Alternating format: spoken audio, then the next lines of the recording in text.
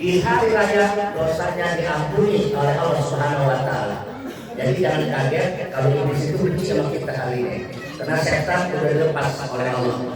Lalu apa tugas kami menggoda orang-orang yang sudah fitrah? Fa'alaikum antusyuruhum bil ladzat wasyahawat wasurbil khamr. Kata bosnya iblis, kamu goda orang-orang yang udah bersih fitrah di hari raya ini dengan apa? Fa'alaikum antusyuruhum bil ladzat, dengan kelezatan dunia. Baik-baik kita terlena dengan dunia. Wal akhiratu khairu wa abqa. Padahal kehidupan akhirat adalah kehidupan yang kekal abadi. Dunia sifatnya sementara. Apapun yang kita miliki itu tidak ada kenikmatan. Nikmat dunia sementara. Karena itu jangan terlena dengan dunia. Maka godaan iblis akan muncul berkekayangan di hari raya. Antusyuruhum bil ladzat wasyahawat. Yang kedua, bagaimana orang-orang berhari-hari itu memperturutkan hawa nafsunya. Mereka ada yang pulang kampung, pulang mudik, minjem duit di bank, minjem duit dari pinjol, kemudian pulang diserap pada babak belur. Kenapa? Karena urusan dunia. Kadang-kadang kita jadi adat daripada syariat. Ya, syariat. Sampai bilang orang teman saya pulang ekonomi, hanya masuk di Mas, sampai bawa duit berapa? Pak Ustaz Habib, saya kalau pulang kampung diri paling minim 10 juta. Itu kurang kata dia. Kurang 10 juta. Dari mana ada punya?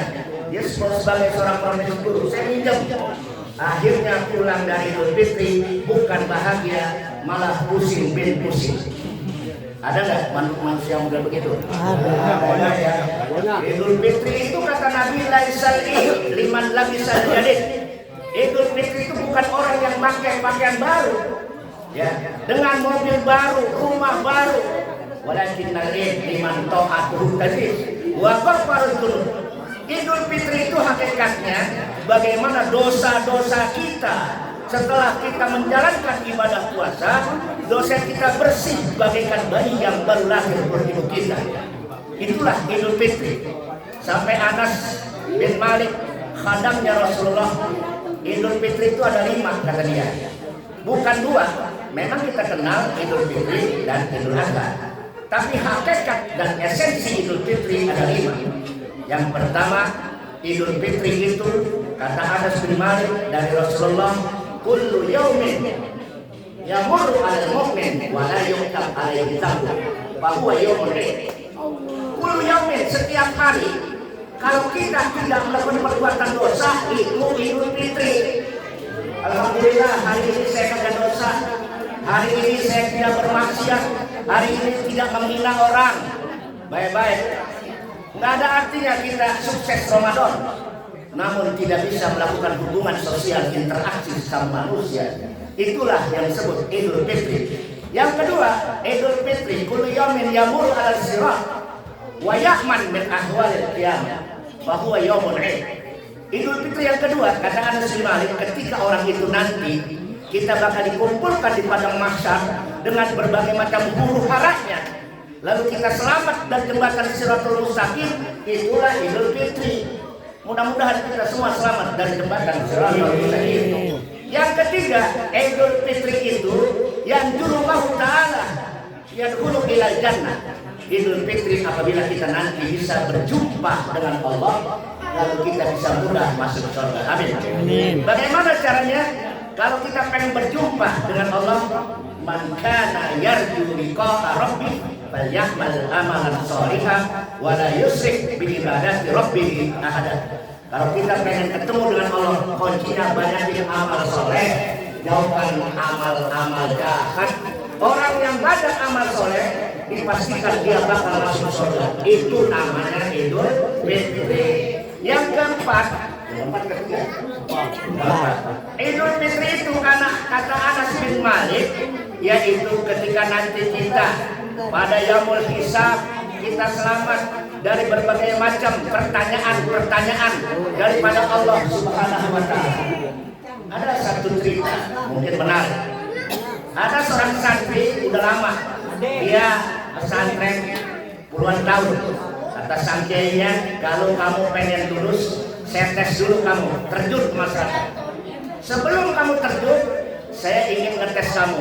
Baik ya, pulanglah ini anak santri, ilmunya udah banyak, udah mumpuni. Setelah itu di tengah jalan dia lihat ada anak muda yang mabok di warung. Anak muda sedang mabok, ya. Lalu dia pikir, ini orang mabok. Jangan pernah berpikir orang ini lebih hina dari kita. Siapa tahu nih orang mabok, nanti dia tobat, insaf, matinya husnul khotimah. Betul nggak? Betul. Tapi kan betul-betul kan ada tobat. Betul, tapi jangan suka mabok. Ya. Siapa tahu orang yang mabok, dia insaf, tobat, mati husnul. Dan sebaliknya, jangan pernah kita anteng-anteng. Oh, saya orang soleh, banyak baca Quran.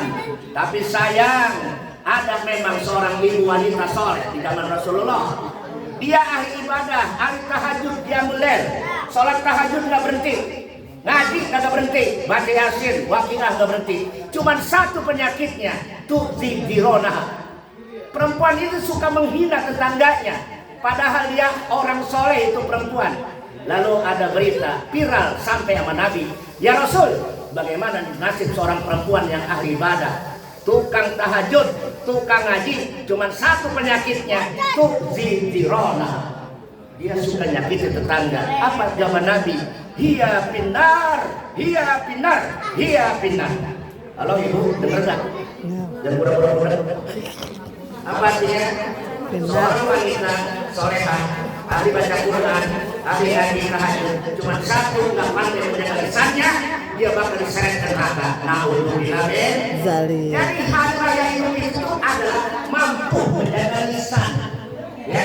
Jadi kita singkat seorang kiai itu anak santri melihat apa yang terjadi, ada anak muda mabok. Dia berpikir, oh dia anak muda, siapa tahu insaf. Dia mati husnul khotimah. Belum tentu saya anak santri, banyak ilmu. Saya khawatir mati saya husnul khotimah. Maka minta